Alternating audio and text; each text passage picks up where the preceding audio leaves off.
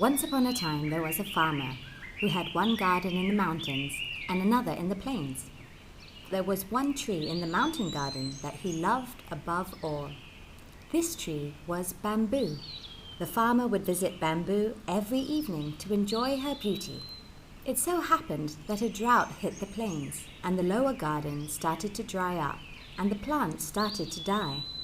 There was plenty of water in the mountains, but the farmer had no way of getting the water to the plains. The farmer went to his friend Bamboo.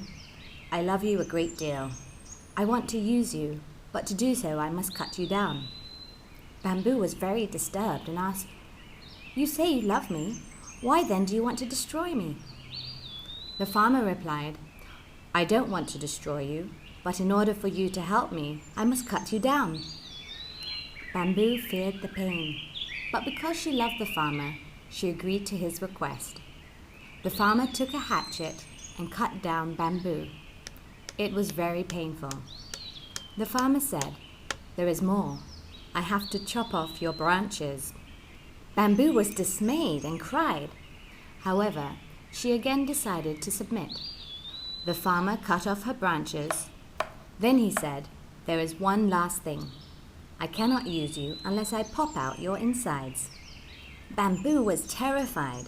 However, she submitted once more. The farmer took an iron rod and popped out Bamboo's insides until Bamboo was hollow and ready to be used. The farmer used Bamboo as a pipe to connect his two gardens. Soon water started to flow into the garden in the plains, and the plants were revived. Moral of the story: every change involves figuratively killing part of oneself. Critical thinking provides the framework for the process of creative destruction. Unless you destroy the old ways of thinking, you cannot adopt new ones. For new ideas to germinate, the old ones must die first.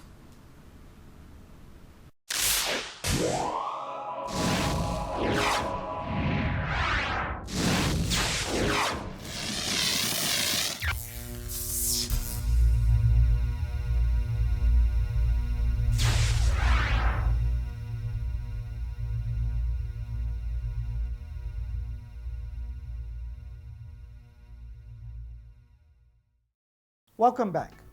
In this episode, we look at two reasoning flaws. The first one is causation and correlation. Consider this sequence of events. The sun sets.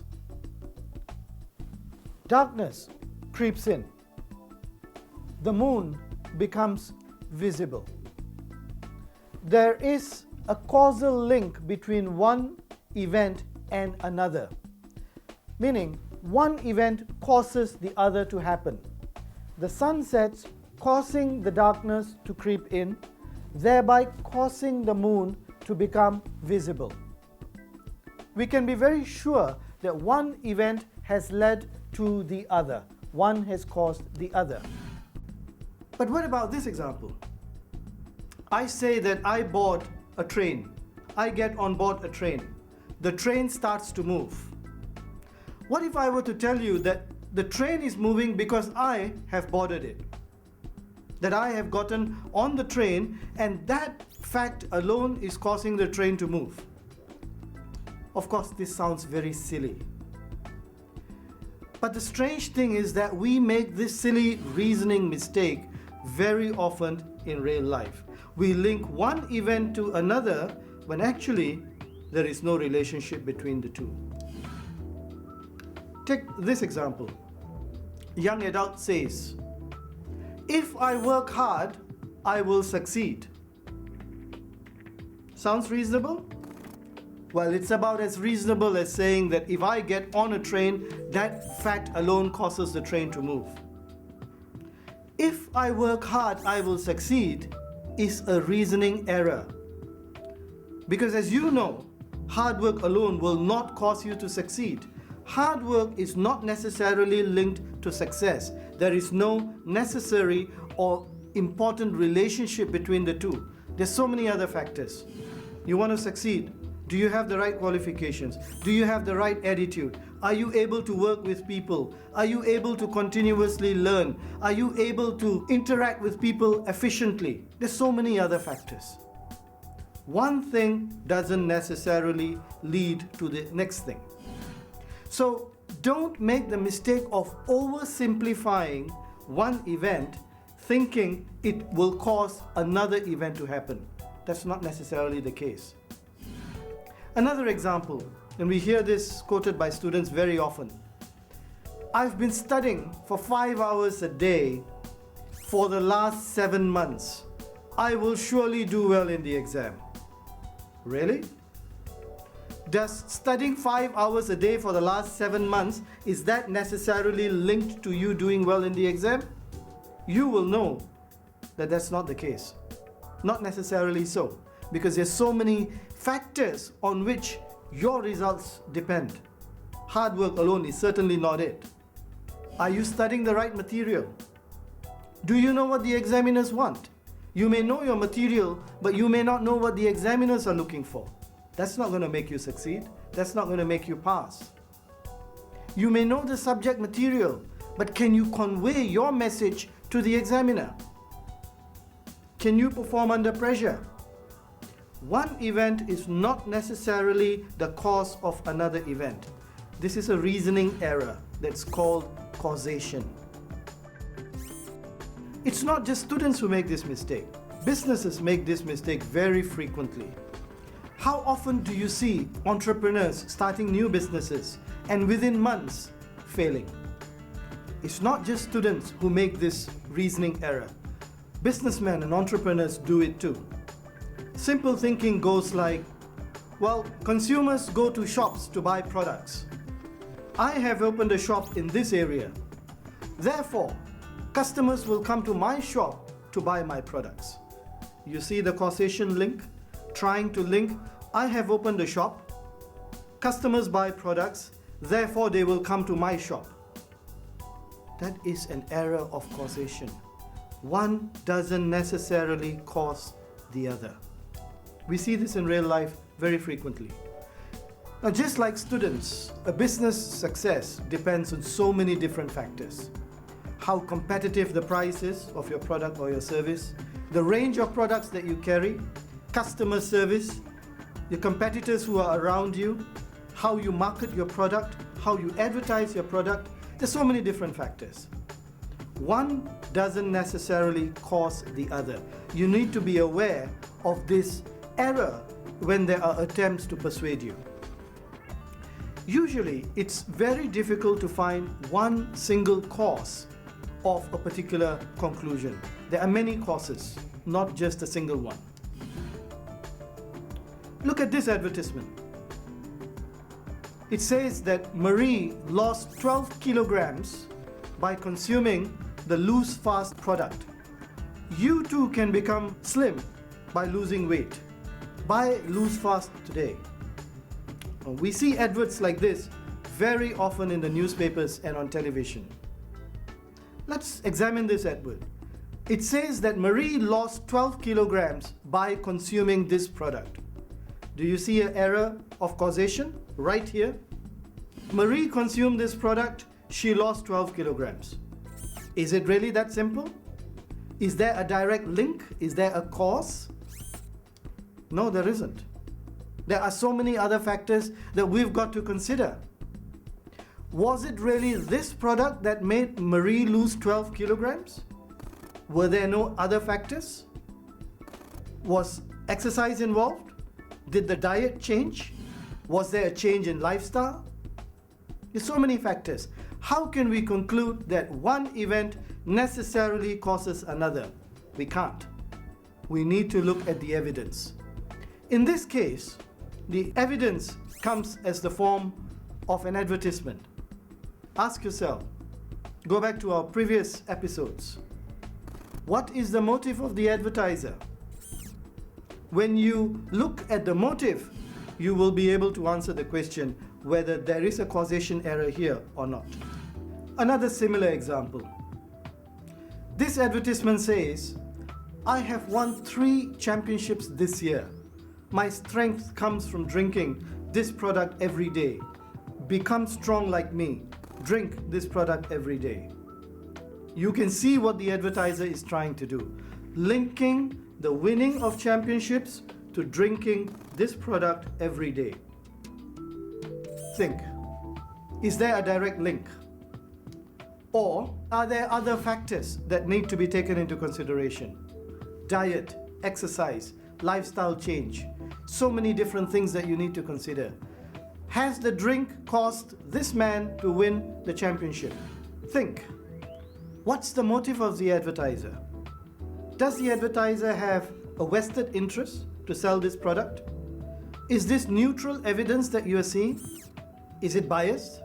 Is it prejudiced? Does the advertiser have the relevant experience to put forward this message? You will find that causation has been simplified in this case and in the previous cases that we saw for you to accept the conclusion. These are attempts to persuade you to do something using reasoning errors. You need to watch out for such errors. It's not only advertisements where you see this error coming in. The error also creeps in news reports. Person says that people have become more educated over the last 10 years. During the last 10 years, crime has also increased dramatically. Therefore, it's clear that education has caused crime. Education has caused crime to increase.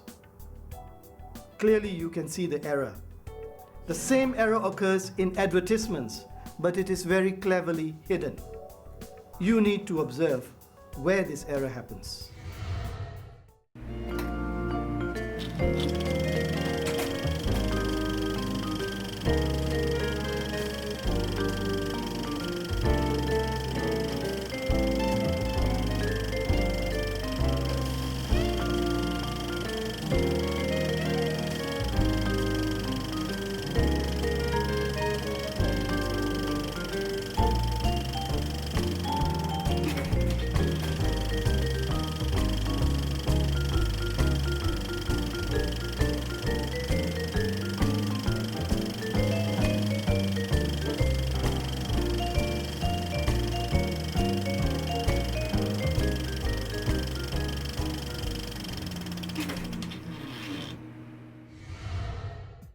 Sometimes one event is not the cause of another, but two events appear at almost the same time, so they are linked or related in a way.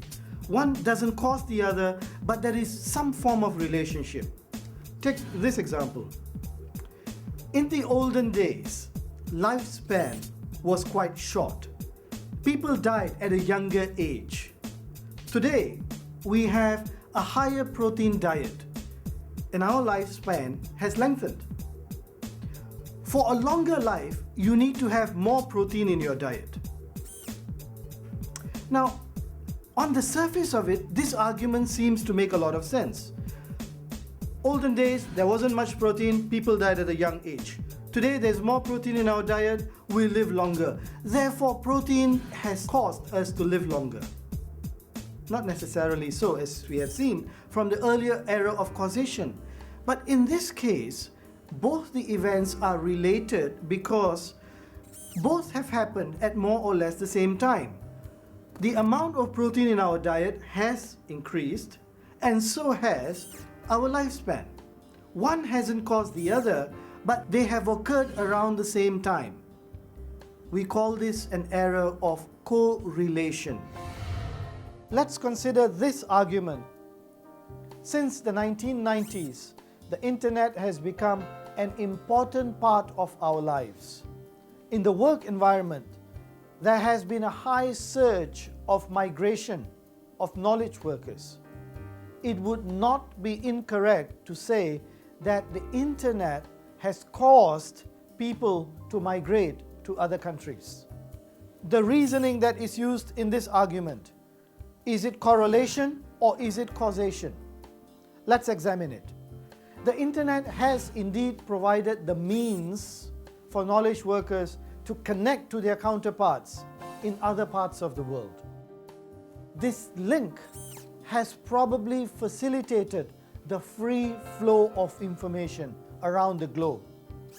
The internet, therefore, is most likely the channel to gain information for migrating rather than being the cause of the migration itself. It's easy to mistake correlation for causation and the other way around. We need to be able to identify the differences and understand which events cause the next set of events and which events are merely correlated to the next set of events. So watch out for this flaw. To understand is hard. Once one understands, action is easy. The next reasoning error is one called the strawman. It's frequently seen in interviews where a certain position is taken and then misrepresented to give a completely different meaning. Let's see how frequently in interviews we see the strawman reasoning error. We have a person here saying, you cannot use the sports stadium for an event because we suspect the structure of the stadium is not safe. So we're going to do some tests to make sure that the stadium is safe before you can have your event. This is what the stadium management has told someone who wants to use the stadium for an event. That person now goes away and talks about what happened in the meeting just now and says something which is quite different. In this example, he says, "It is clear that the authorities do not support our organization. Our request to use the stadium has been turned down. It's very clear that the authorities are just against our organization." You can see what's happened here. The actual event was one thing, what's being said is total misrepresentation. This is an example of a straw man. A position is taken, it's attacked, and then it's misrepresented. Let's look at another example. Students saying, "Our university doesn't want us to have a good time. All our exams are over. But they want us to have our get-together in the new semester. It looks like all the professors are jealous of us and they cannot stand the idea of us enjoying ourselves." Now, this is what a student is saying. Whereas what actually happened may be something completely different. In this example, what actually happened was the teacher or the professor said this, that there will be a cultural performance in our university on the same night that you want to have your event. I will need students to volunteer for the cultural performance. Also, the caterers will not be able to organize food because they will be busy with the cultural performance. So can you please postpone your event? Same issue, two different representations. This is an example of the strawman error in reasoning. In both cases, a distorted view of the argument has been put forward to us. It's not the real argument, it's a distorted view of the real argument. Why has this been done? It's been done so that you will dismiss the whole argument, although on false grounds. In these examples, that is the intention. The intention is for the person hearing the argument to dismiss it, clearly knowing that it's on false grounds. This reasoning error is called the straw man. And the reason why it's called the straw man is because of a scenario. Let's imagine a scenario. A fighter makes up a straw man. He then fights the straw man. He attacks the straw man, and obviously he wins. He's proclaimed the winner after defeating the person made of straw. All the while, the real opponent is left untouched. Just like a person who fights with a straw man, defeats it, says he has won, when the real fighter is left untouched, it's exactly the same situation with the straw man argument. The real issue is not addressed. A misrepresented version is given instead. Whoever acquires knowledge but does not practice it is one who plows but does not sow. Let's look at the next example for the straw man. We have a government official making the following statement. Local software developers must perform testing that is accepted by international bodies. Only then can they hope to penetrate the global software market. Customers, including governments, need to be assured that the software does what it claims to do. That's one view. We have a second view from a person who represents the software industry. She says the government has no faith in our local software industry. The government prefers to buy software from other countries instead of buying products from our local software developers. Let's analyze the argument. What is the point that the government spokesperson wants to get across? The point is this, that the global software market is extremely competitive. Customers, from businesses to governments, have a wide choice. There is no monopoly situation here. The customers need and want a clear assurance that their operations will not be disrupted by software that does not perform. The best way of giving this assurance is in the form of testing certification. Testing certification from an industry body that's acceptable to the customers. This is the government's standpoint. But what is the message from the industry spokesperson? The message is very different. The message is that the government is biased. It does not support the local software industry. It favors products from other countries instead, and that this position should be challenged and attacked. Can you see the straw man in the argument here? So what does this mean? It means that we have to look out for the straw man error whenever there is an attempt to persuade you. Wherever there is an attempt to persuade you to buy a product, use a service, believe a news report or an interview or any other form of visual evidence or documentary evidence. The straw man reasoning flaw hides within the argument and makes you forget about the real argument itself. How do you detect the straw man? Easy.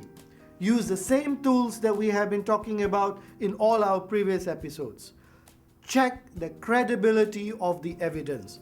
What is the motive of the person putting forward the argument? Does the person or the source have the ability to observe? Does he or she have the relevant expertise?